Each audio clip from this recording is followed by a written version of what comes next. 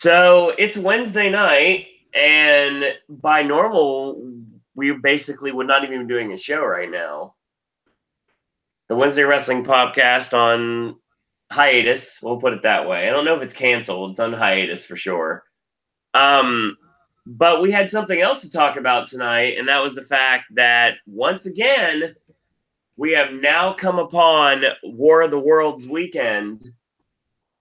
And this was the first night in Lowell, Mass of the annual Ring of Honor and New Japan Pro Wrestling combined 3 shows. So normally I would say in this point, I'm your moderator. Oh no, I will not say I'm your moderator tonight. My name is Owen. I'm your host for the night. And joining me as always, my co-host Ashley. Yeah. He paid attention because it's not WWE. Yeah, it's something no one cares about. Yeah, exactly. When it comes to wrestling right now, there's not much I really care about. I'll be honest with you. So, let's do this right. Welcome to another edition of a wrestling pay-per-view podcast exclusively here on the Popcast Network. Let's talk Ring of Honor and New Japan. It's interesting because it's getting fucking complicated because some of the guys are going to be on Ring of Honor shows the weekend before the Cow Palace show. Right. But at the same time, there's also going to be others in America for the CFO thing that Omega's organizing. And then there's going to be other ones in the UK for, I think, Rev Pro with their sort of stuff. So it's complicated as fuck. I'd say so. I mean, the fact that I don't know where he's gone, but we have no Okada on this or Tano or anything. You've basically got the somewhat major players from Chaos in... Well, actually, no, come to think of it, of Chaos, you've only really got Jay White. Yeah, there's no one from Chaos except for Jay White. LIJ's over. Yeah, completely. Full capacity. I guess Roppongi. I guess, you know... I keep forgetting that Jay White's Chaos because it's like obviously borderline. The Gaijin of the Bullet Club. Mm-hmm. Like, I didn't look at what the card was going to be for Toronto, so I mean, we'll get to that later tonight. The only thing I do know is the Super Smash Brothers are wrestling on a Ring of Honor show because it's Canada, because they're not allowed outside of Canada because of visa thing. So I think it's them and the Young Bucks on Friday night. I just need to double check that. So yeah, right now we've got Hangman Page against Silas Young for the television title. That's official for... Well, here it is. Thank you, website. Jay White puts the IWGP United States title on the line against Punishment Martinez. Spoilers: Jay White wins. Yeah, no lie. It's Roppongi 3K and Rocky Romero against SoCal Uncensored. Now not for the Ring of Honor World 6-Man Tag Team Championship. Spoiler. Jushin Thunder Liger against Cody. The Young Bucks against the Super Smash Brothers. Tetsuya Naito, non-title match against Beer City Bruiser. And don't know what's going to happen to this. Obviously, we've got... long note. LIJ versus Ring of Honor. Ring of Honor team of Kenny King, Jay Lethal, Flip Gordon, and to be announced. We'll get into that. Adam Page and Silas Young we talked about earlier. So that's your card for Toronto on Friday night. Saturday in Royal Oak, Michigan. Yes. Home of the Insane Clown Posse, actually. So yeah. No. It's right next to a Buffalo Wild Wings, according to the map that I just got. Nice. So we got Page versus Martinez, Cody versus Taka. That's going to be fun. Evil versus Shane Taylor. That's going to be real fun. Taven, Lethal, Kenny King, and Marty Skull in a 4-corner survival. The Bucks, the Machine Guns, and Roppongi in a triple threat tag. SoCal taking on Cheeseburger, Flip, and Liger. And the Briscoes defending the tag belts against Bushi and Naito. Yeah, so Hayabushi, you're gonna eat the pinfall in that match. And then the TV tapings are going to be LIJ versus Bullet Club. Aries challenging Silas for the TV title. So yeah, I think Adam Page isn't winning. Sumi Sakai defends the Women of Honor title against Jenny Rose. We got Jay Lethal versus Chucky T. So I guess that explains what happened tonight. Kelly Klein and Deonna Purrazzo, which also showed up tonight. The Briscoes defending against Show and Yo. Gresham versus Flip. The Dogs taking on Liger and Cheeseburger. I'm guessing Bully Ray is going to get involved there somewhere. Probably. And Karen Q versus Tennille.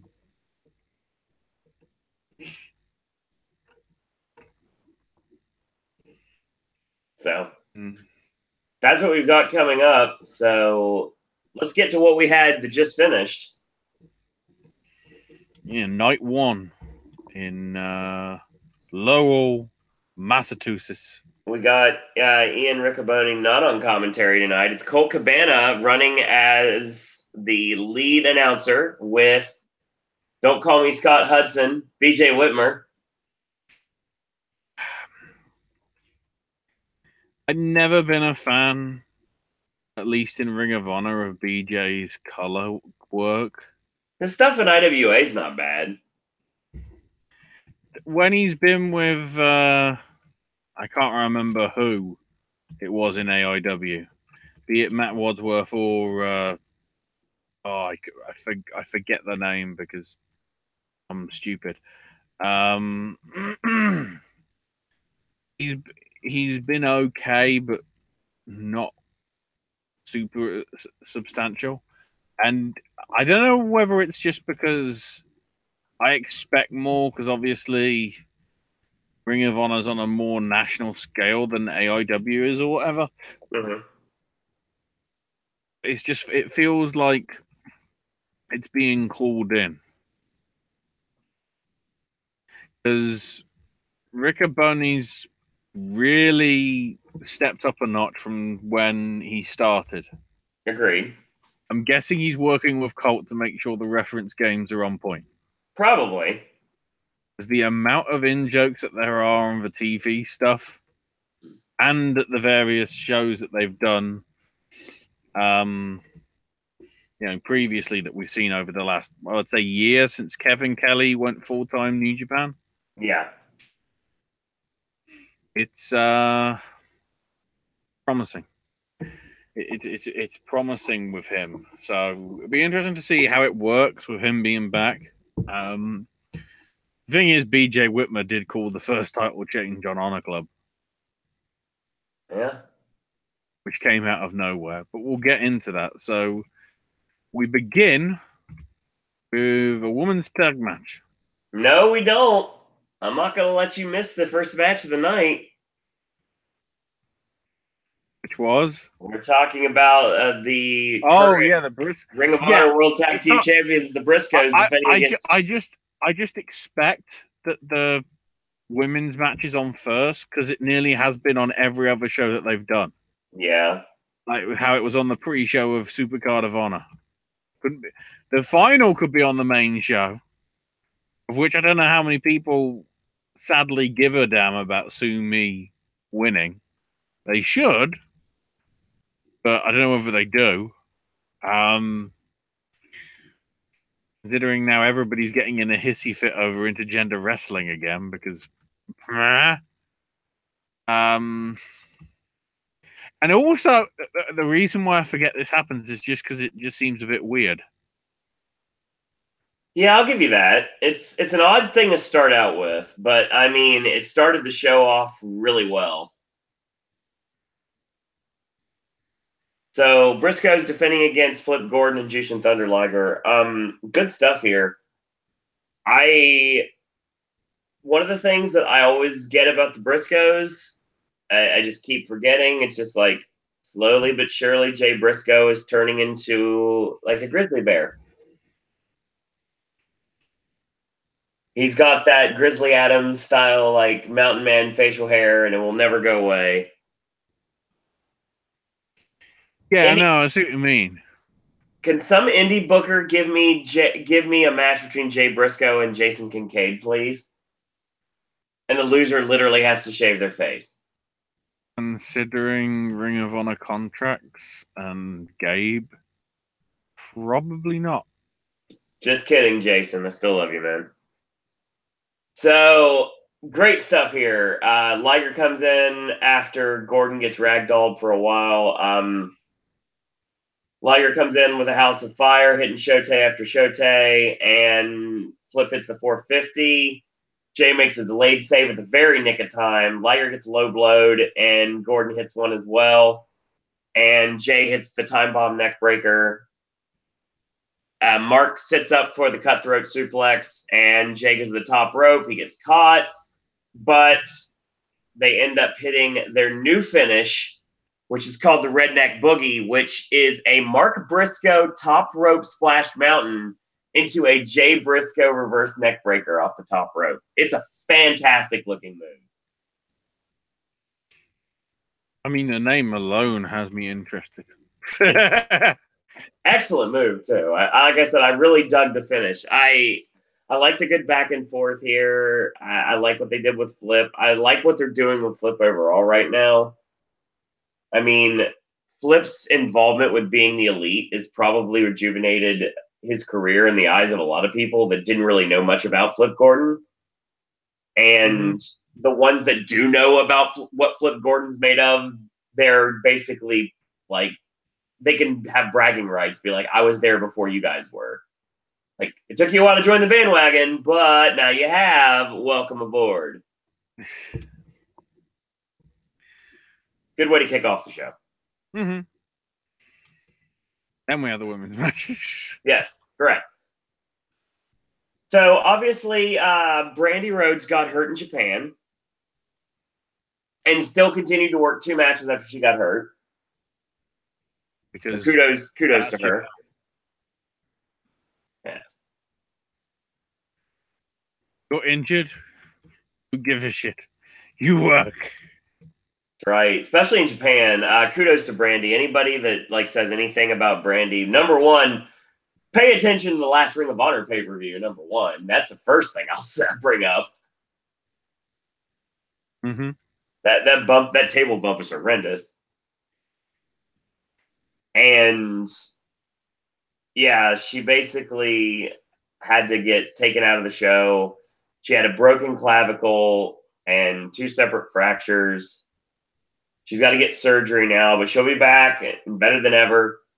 And I'm sure that's the reason why Sumi Sakai ended up taking the spot with Tenille Dashwood, because that was the original match tonight. To be honest, made sense considering how they went against each other in the tournament anyway. Yeah. So that would have been an awkward situation. True, admittedly, Sumi beat Tenille. Yeah. In the semis as well, so they had the cover that way. But Emma's, it's interesting the situation with Emma, because obviously she isn't under contract. That's the reason why she doesn't have the belt. I truly believe that's the reason. Otherwise, they probably would have put it on her. Because I think she still wants the freedom to be able to do the appearances she wants. She does. Rather than sort of being locked in. You know, because I think the only people that would be willing to get the special priority would be the Bucks, just because of the stature that they currently are. Absolutely. This worked well, and then sort of afterwards it got a little crazy, but makes sense for what we've got to build up to later this week. Yeah, I mean, not surprising how this ended up going, like with Tenille getting the win with the spotlight kick on Skylar, which of course we all knew Skylar was going to be the one that eats the pin. That was pretty obvious from the start.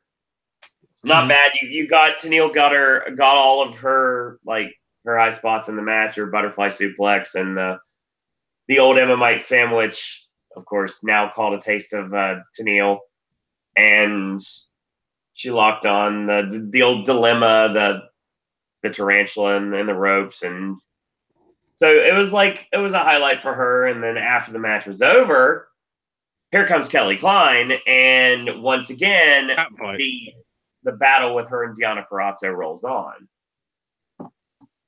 The almightiest of catfights.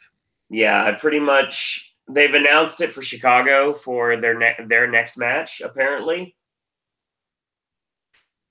And I'm thinking that if this is not the end, which I don't think it will be, because the way this feud is going, I think we're getting our first ever Women of Honor fight without honor.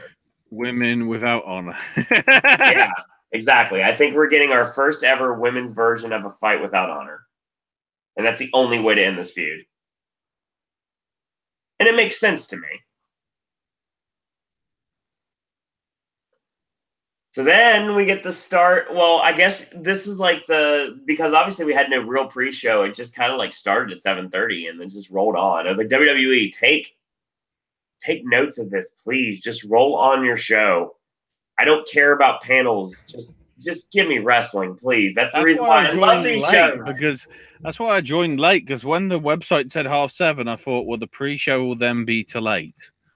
Because I thought they were sort of running it as if it was a pay-per-view style thing. Except, of course, that's the thing. Even Ring of Honor's pay-per-views start at 9. Yeah, I don't like the that. time. That's not fun. And again, the shows go 3 hours. That's also not fun. No, but they go 3 hours. Yeah. And they don't overrun. Like WWE's do half the time. And this show just went like a shade over 3 hours if you want to technically say that it started at 7:30. But yeah, plus keep in mind that because all these shows are live events, they're also having 15-20 minute intervals, which you wouldn't get for the standard pay-per-views. No, and you also had the Honor Club getting the old Shinsuke Nakamura Kevin Steen battle too. Yeah, to fill in the time. No, but it's the sort of equivalent of filling the time, but also providing something that it's not going to be sort of boring shit. It's something that people are actually going to be quite heavily invested in, especially considering how prominent position they are right at this very moment in terms of Nakamura, as I guess we can now call him. And a 5-year plan. That's my boy right there. Once again, I am comparing Kevin Owens to Joseph Stalin by saying 5-year plan. But there you go. Oh boy. Well, the difference is, there's many differences. Well, no, because my vision of him is Armando Iannucci's Death of Stalin. Ah, Stalin doesn't like theme park stuff. So. No, he's like, just do your fucking job with a Cockney London accent, because that's how Stalin really spoke. That's good enough for me. But yeah, we'll get into that in a little bit, actually. So Dalton Castle comes out to start off the show. He's got the boys with him, and of course, this is your deal, Ashley. You want to cover the promos. I love the fact that it was like, oh, I'm feeling a bit faint. So one of them got on all fours to act as the seat bit, and then the other got behind him and put his arms up around him as if it was the arms of a chair. Yep, basically, fans were chanting table, so that's exactly what they became. No, I think they were chanting. No, they were chanting bagel. I'm pretty sure they were chanting table. No, they chanted because he said he didn't say bagel, he said bagel. Ah, So then they just started doing bagel because I guess Boston, even though you'd have thought, I thought it was like Brooklyn was bagels or whatever. I mean, there's literally a company called Brooklyn Bagel, wasn't there? New York Bagel Company. Something like that. I was like, huh? That's a thing. So he sort of says, how it's nearly 6 months since he won the title at Final Battle. And, he's tried to be a fighting champion all he wants, but he's been wrestling through some injuries. And probably shouldn't have done. To quote unquote, getting a note. He had to write it down because he wanted the technical jargon sorted. This was and funny. Noted that his back is busted. He said his back is garbage. That's it. Back is garbage. Back is garbage. Back to the left. Yes, indeed. So, basically he can't compete tonight, which he isn't happy with. And then it's like, okay, so are we vacating the title? And then it basically becomes, oh, I'm not dropping the title, son. I'm still gonna be showing up. Don't think you've got rid of me. Just when I'm ready, I'll be back and I'll be ready to take on all challenges. But then he said people wanted brunch. I don't know why it was brunch. It just was. Apparently.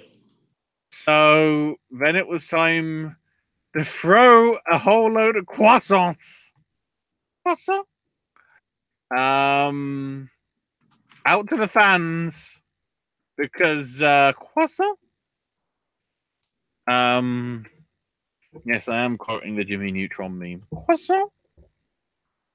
But yeah, which then immediately led to Kingdom versus Da Dogs.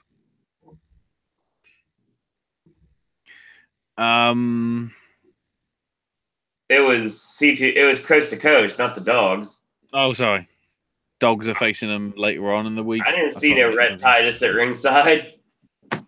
Probably can't work the weekdays because of whatever he's doing. Grim's Toy Show. Anyway. He does that on the midweek? Yes. Rhett Titus is a big part of Grim's Toy Show some of the time. Yeah, but the videos get put up in the midweek. They don't actually happen in the midweek, I'd have thought. They film them at the weekends, the before or whatever. Usually, it just depends. But there's daily videos, just like we do daily videos here on the network. Welcome, Jeremy Mills, to chat.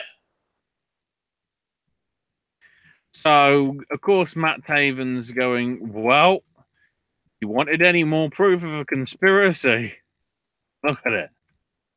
Now, I wrestled for 10 minutes with, was it a broken arm or a broken leg?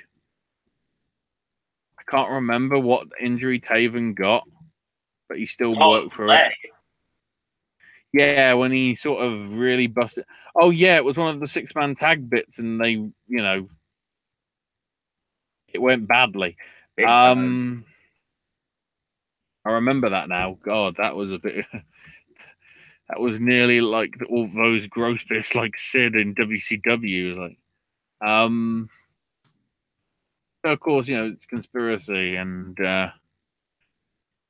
he was out to sort of say that, don't worry, these people are getting title match by the end of this night. And at that time, it was like, how? Eventually explained itself away, though. So, yeah. Kingdom versus Coast to Coast with the murder of a referee. Yeah. Apparently by Vinny Marsaglia. Yeah, apparently he's got this thing about him thinking he's Pennywise. Literally drags someone underneath the ring. But his voice sounds nothing like him. Yeah, I know. Doesn't even sound like Tim Curry him, yet alone Skarsgård. Vinny had the axe. I don't mean the dilapidated boat. No. Not much to this. Weirdly enough, the Kingdom ended up finishing off Coast to Coast once and for all with the Hardy Boys double combo. Twist of Fate, Swanton, match over. SoCal Uncensored stole back the 6-man tag belt, and that leads to the roll-up from LSG for the pin. Mm-hmm. That was the thing. And then the Kingdom officially made the challenge to SoCal Uncensored. Which was allegedly accepted. I don't know who by, because I never heard yes. Cabana said that was basically, it was like, I guess that's going to be a yes for that. By them saying nothing. I guess. He got it in his earpiece, obviously. Yep, pretty much.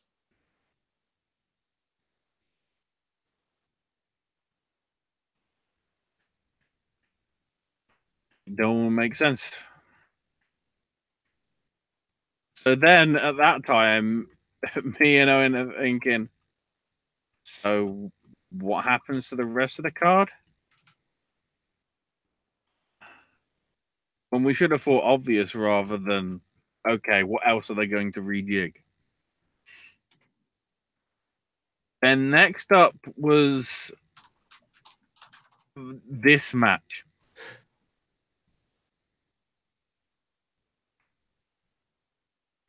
That's all I want to say, because I don't know how to describe it. Yeah, Bully Ray against Cheeseburger. They've been really pushing this feud on Ring of Honor television for a while now. The one thing I'd say about Cheeseburger, he's got the gear, like the Cool Runnings looking gear, and then he came out looking like Django with his bandana across his face and his cowboy hat, looking like Drew Hill in the Wild Wild West video. Yeah. But may have had cheese in for legal reasons. This match is basically just a straight up squash. Bully with a lot of really. But then at the same time, sort of, I mean, I get the nature of the squash, but at the same time, I don't. Because apparently, Bully doesn't want more money at the pay window. No, I guess the Hall of Fame money for being, one of those, what do they call it, performers that they lock them into at WWE? Don't even remember. Legend contracts. Oh, Legends contracts. Yeah. That shit. Some really like dangerous looking power bombs too, including the last ride one at the end. Well, yeah, that was afterwards though. So he did it, went out just got in like a fan's face. Yep. And didn't get back in after the 20 count. So even though he's basically dead, Cheeseburger wins? Wins via countout, yeah. I get that it's supposed to be like a Pyrrhic victory and everything, but I don't get it. I don't know where we're going with this. That's the thing. I mean, I'm guessing, depending how active he wants to get, considering the way that they may not have built it up tonight. Possibly Colt versus Bully Ray for best in the world. I think we're building to that. I think Bully is going to continue to be, pun intended, a bully for this entire tour, and then Cabana's just going to leave the broadcast booth and give him what for, and that's going to be what your build the best in the world is. That makes sense to me. I mean, yeah, it makes sense, but I still don't. Because he called him out. He said you can't wrestle. So you don't say that to Colt Cabana. So that's going to play into it as well. Unless you're Nick Aldis and you win or retain the NWA World Title. Yeah, that's true. Adam Pearce is just watching from WWE crying. Could have been me.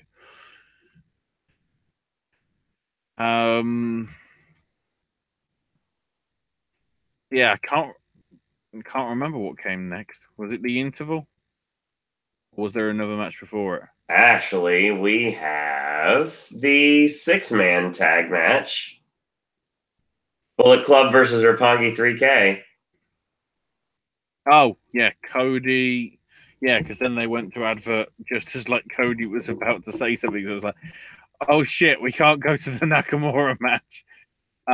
So yeah, Cody, Skull, and Page versus Chaos / Roppongi 3K.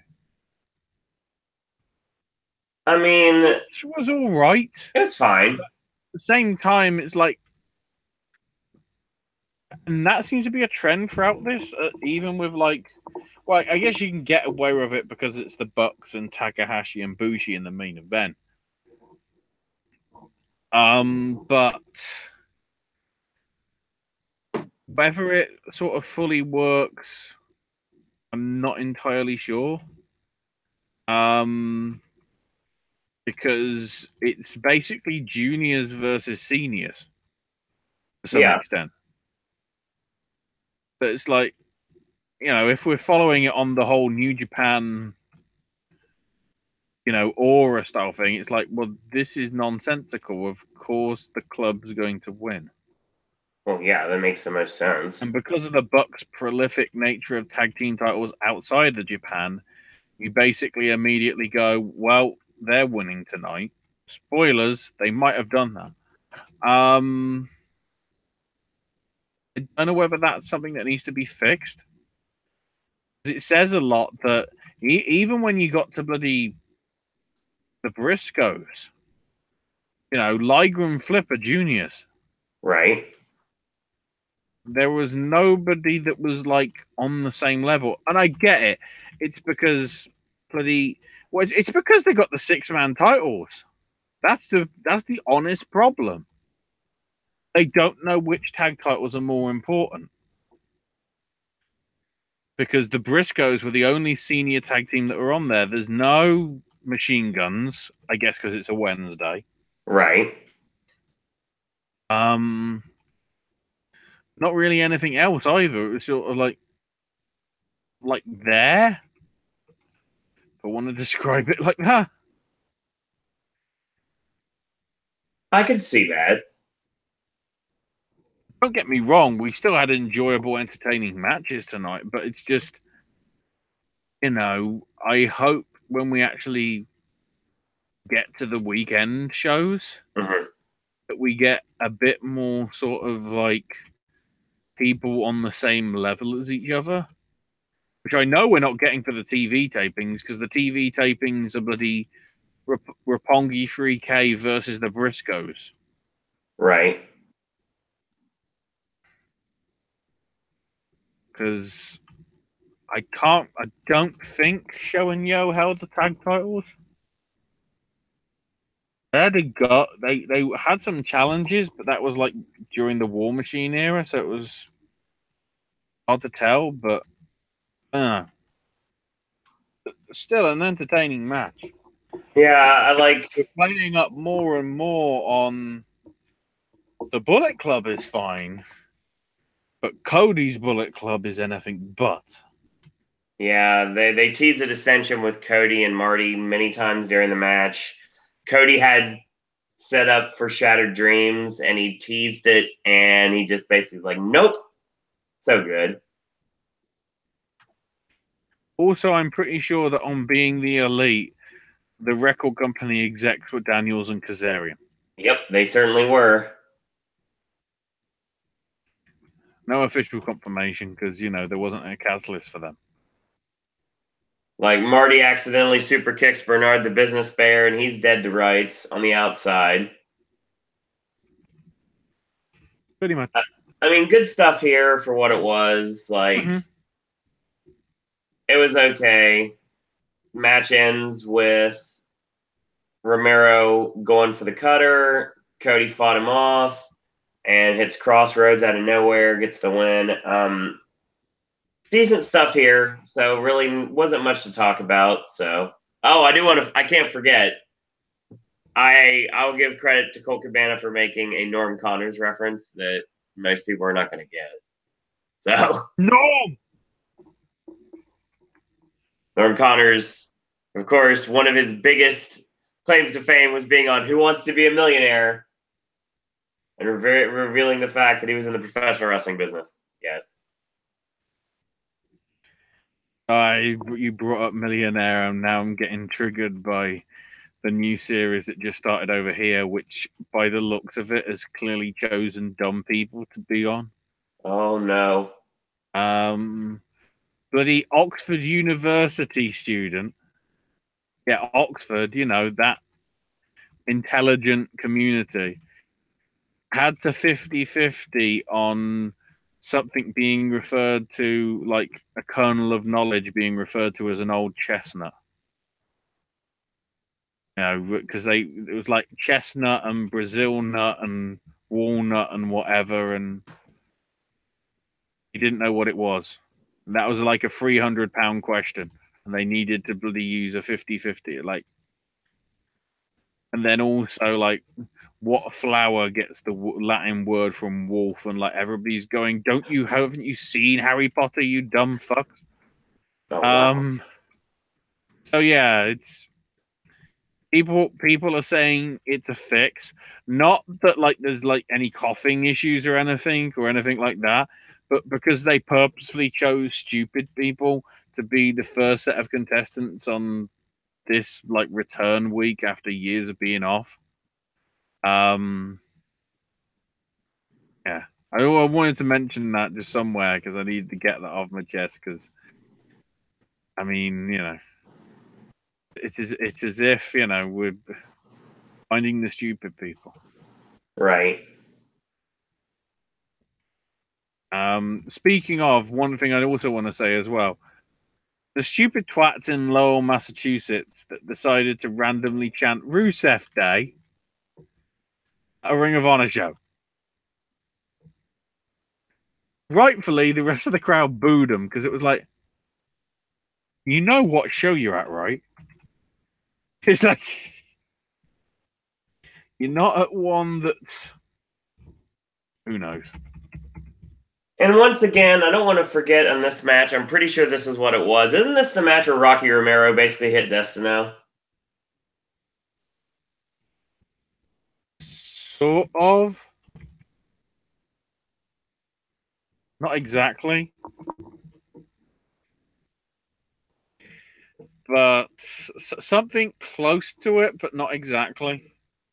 From my vantage point, that's exactly what it looked like.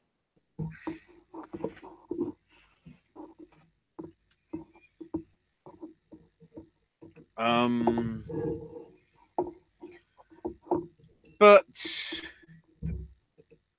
I am pleased that I mean, it says a lot that LIJ probably got the loudest reaction of the night.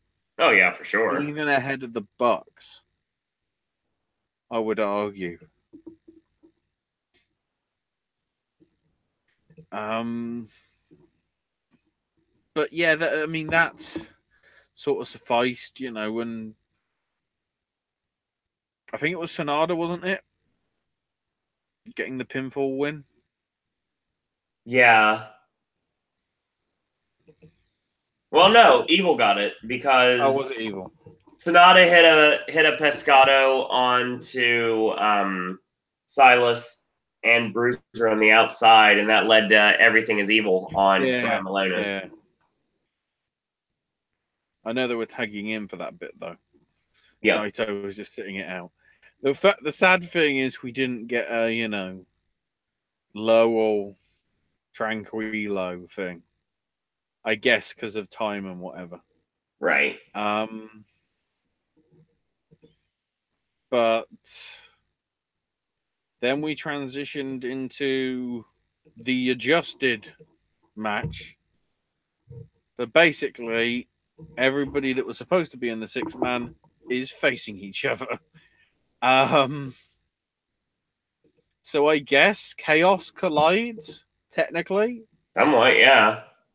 Because Lethal, I guess, is LIJ. Yeah. Then again, he's been loads of things over. Yeah, I think he's been Chaos affiliated for a bit or whatever. Then again, is he actually the brother of Lanny Poffer? We will never know. God, that's awesome.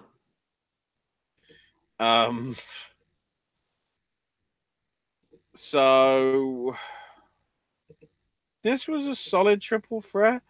And as we said, with the fact that Lethal's going 1-on-1 with Taylor, enough of Chucky T.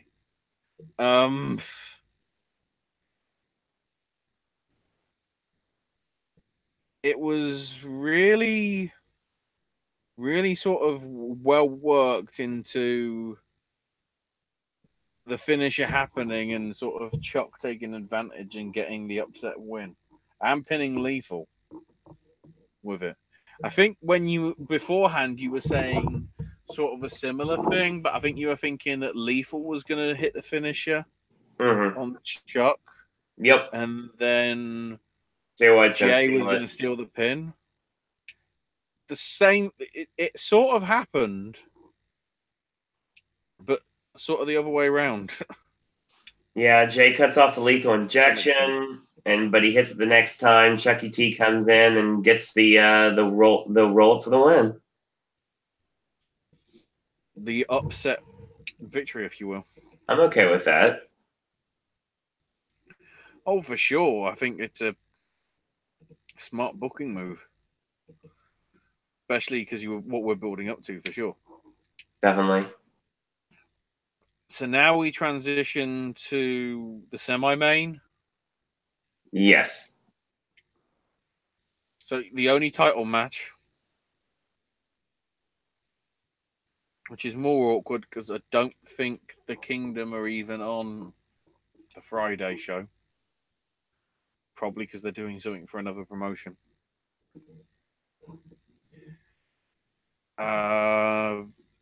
Which may give you a hint as to what happened. Kingdom versus SoCal for the 6-man tag. This was a pretty decent. I don't know, pretty good. It was a house show main event. That's what it felt like. Yeah, it was good, but it was a house show main event. Mm-hmm. Not a main event, not a pay-per-view main event. Maybe a midway point in a pay-per-view potentially. Not a semi-main. No, it wasn't on that sort of caliber. Good stuff though. BME on Vinny. Taven pulls the ref. Scorpio Sky with the dive. Ref gets taken out. TKO with the DDT. No ref still down. Of course, Kaz hits the belt shot, but he decks Daniels instead. Frog splash from Matt Taven. And we got new 6-man tag champions. It's happened. It has occurred. What this means, I mean, I guess rematch at Best in the World? Probably. Logically, that's the best thing I can think of to go down. The only thing that really makes any sense. And then we transition into what wasn't going to be the main event, but then became it because Young Bucks.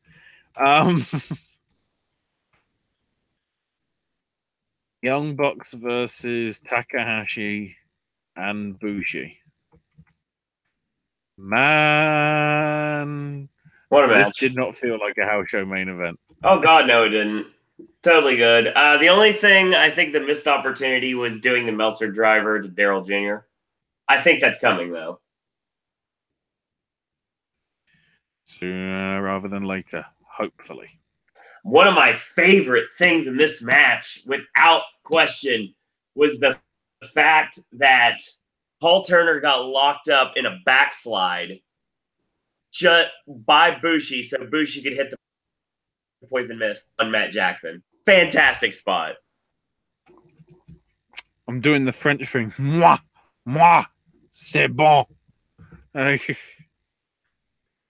was just really well done.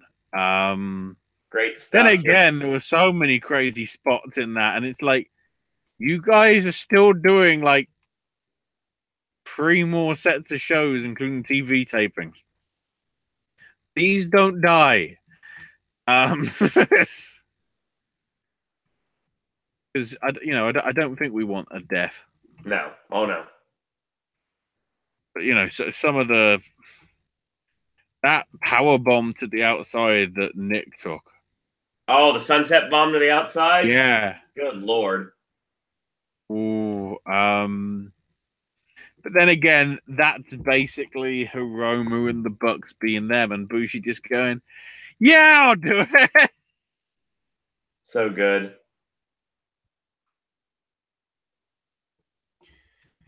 So many great things in this match. More bang for your buck. Gets taken out. That opportunity is taken away by Takahashi.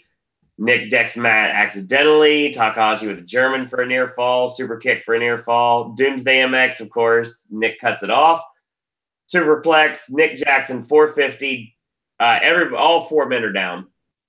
Super kick started. They set up the Meltzer driver. Bushi cuts it off. It's that miss spot I talked about. Super kicks everywhere, and Matt ends up super kicking Nick because he's blinded. Locks the sharpshooter on Paul Turner. That was a funny spot. Nick grabs a bottle of water and splashes out of his eyes.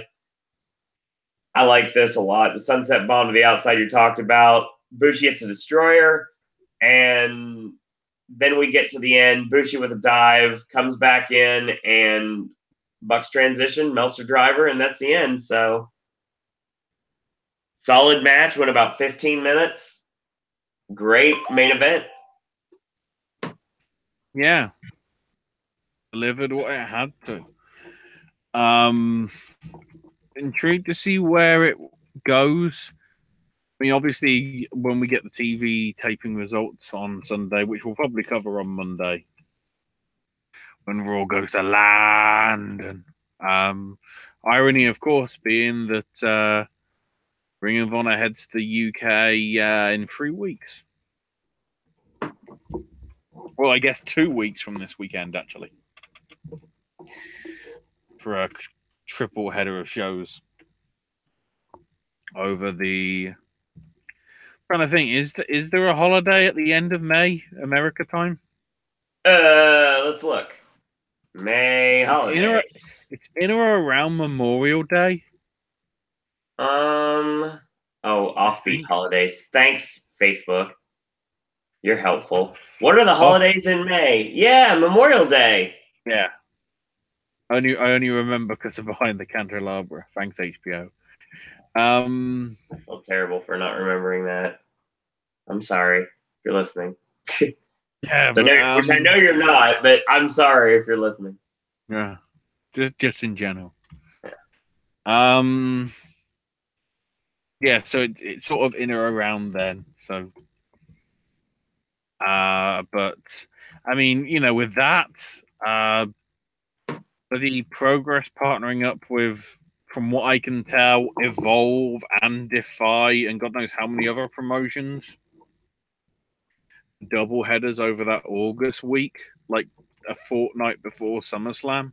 Right. Of which some of the UK talent are probably showing up anyway on NXT. True.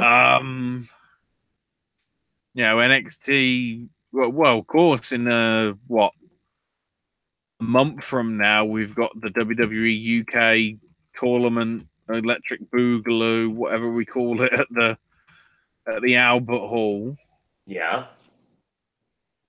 I am intrigued as to where we're going in stuff that isn't mainstream TNA or because apparently they're making a big thing that bloody Don Callis basically got murdered by Sami Callihan at the Iowa show. Right. Apparently that's important. Most important thing to me is Don Callis is doing commentary for Dominion. Nice. Don't give a shit about Impact. I don't think you'll have any, as good as Penta and Austin may be in a few weeks, it's not Kenny versus Kazuchika in a 2 out of 3 falls with no time limit. God. Not that. We're gonna do that show, but we're not doing it. There's no way I can do that show live. Unless you get the day off. Well, I can't remember what time it is local time. Like to me or to you. I don't know how early it's going. We'll find out close to the time, so we'll keep you up to date with that. Don't worry, everybody. Even if it isn't, we're gonna cover it. We won't cover it live. If it isn't, I'll probably. The complicated thing with that is I don't want to be up too long that week because it's E3 as well. I've looked at it. I've basically got to get up God knows how early. And then like 12 hours after it starts, if it starts at like 3 a.m. Eastern for Owen, let's say, 12 hours afterwards is the first of the big press conferences from EA. Which got complicated by today thanks to Walmart Canada bloody putting up the pre-orders too early for games that are going to be announced at E3, including a new Assassin's Creed, a new Just Cause, and Rage 2 and things like that, which I might dissect in a gaming video because it's always good to get the E3 rumors, and then especially because this made the actual Rage Twitter account, which has been dead ever since the game sort of came out, like in 2010, 2011-ish. Suddenly go, there's inaccuracies to this, which makes me think, are they on to something? Because there's got to be something big by Bethesda if they're going to be doing a thing. And then Square Enix is doing like a video thing, not live thing like they've done previously. So they're obviously building to stuff. I think Gears of War 5 was also in there. It's probably hiding the fact that they haven't got Halo 6 ready yet. I don't think there was any PlayStation exclusive, so I guess they're keeping their cards close to their chest. Luckily. But yeah, that's going to be a crazy week in June.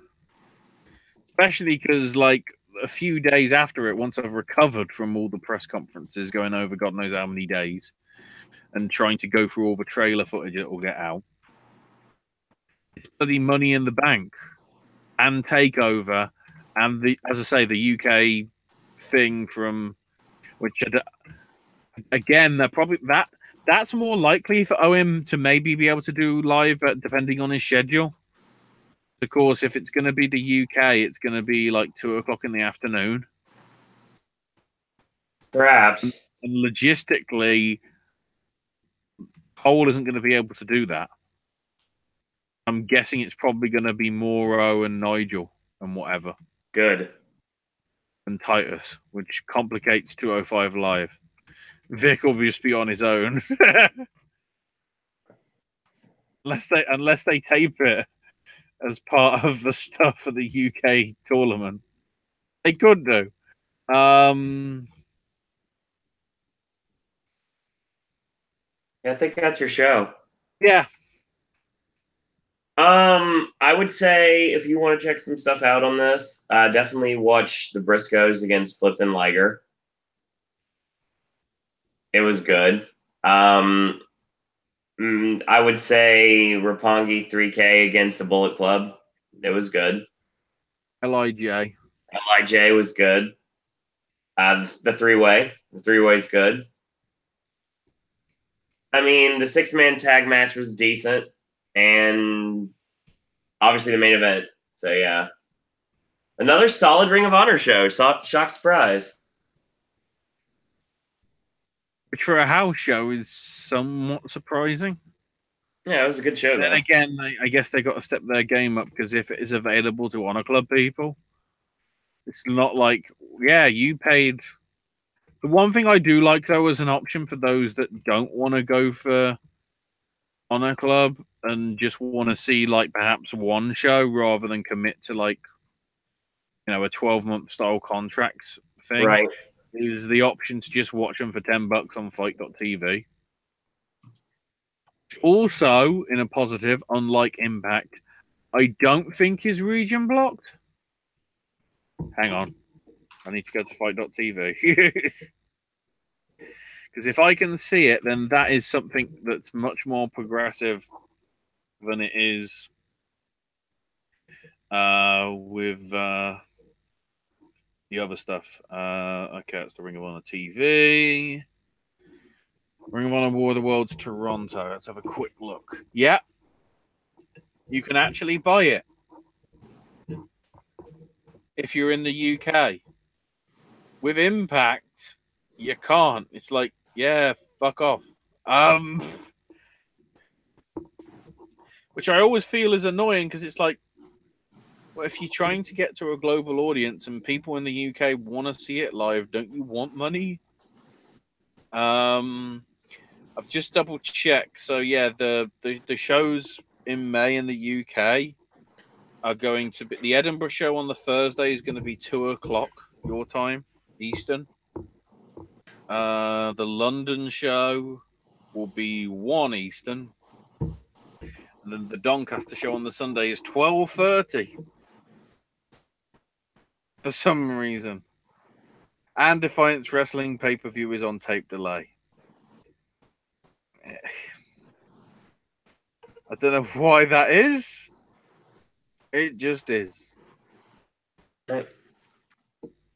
So, I'm sure you're probably wondering what's going on. It's Wednesday. Of course, that means Thursday is time for Sip and Snack. No.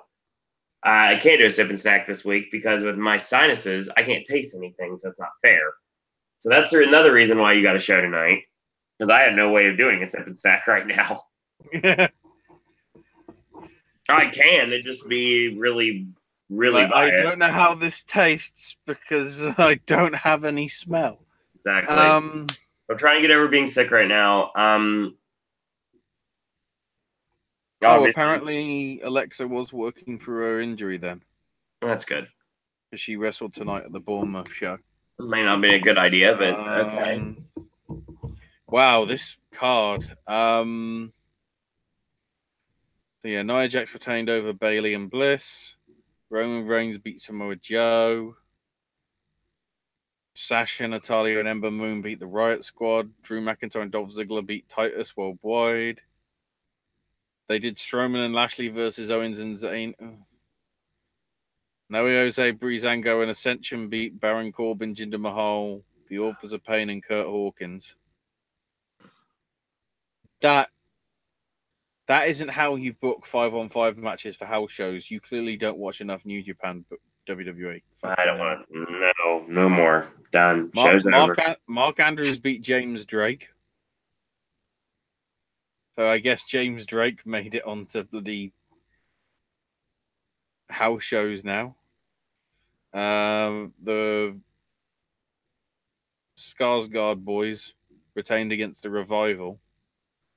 And Seth Rollins retained the IC title against Elias, Bobby Roode, and Finn Balor. Yep. Oh, and Xavier Woods got 1 hole and 2 partial holes in his tongue. Thanks to Cesaro's uppercut. All right. So that's going to be your show. Ashley, where can we find you on social media? Ooh, Matt Cross is all in. I'm on Twitter at Ash is my name UK. Ooh.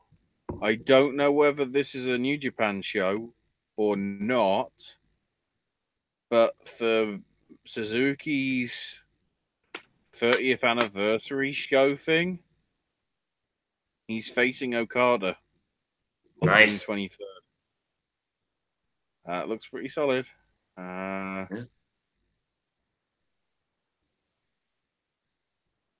Oh, Game of bloody Fashion. hell. USADA's going to be giving UFC fighters T-shirts that say, I've passed 25 drugs tests. Lame. What? Yeah, Gaming with Ash. I'll probably shoot a video to go some point over the weekend to dissect all the details that have come out of this. I do like the fact that not every bloody website has jumped on this, despite the fact that all the signs point to the majority of the things that they put up as being in existence and probably going to be unveiled. I guess because they want the exclusive official rights. It's like, yeah, give us money, please. We'll do some stuff. Certainly got a few more sip and snacks coming down the line. What with the Great Taste of America stuff happening, McDonald's, the second one of the 4, which is, I don't know if it's Chicago or Tex-Mex because I can't remember from the video that I did a week and a half ago. Mm-hmm. Say a week and a half ago. It was actually this time last week. I've got to try that one, and yeah, might be some other wrestling stuff if anything major enough goes down. Right. So you can follow me on Twitter at Sir Own Disney. Follow the network at Popcast Network. Check out our Facebook fan page at Popcast Network. And as always, in a world where there are a billion wrestling podcasts, we're very pleased that once more tonight you've chosen a Popcast. I want to thank everyone for watching. Thanks everyone for listening. We should be back for Saturday night to cover night 2 and night 3 of War of the Worlds. Tentatively, speaking, of course. Yeah. Kind of depends. Because I'll have to rant somewhere about Eurovision. Right. Probably. So until tomorrow. In a world. I already did that. Did you? Well, you know. In a world where shit happens, maybe you could hire the A-Team. That's the right one, isn't it? Oh God. And that's all we got to say about that. That's the stinger. No, not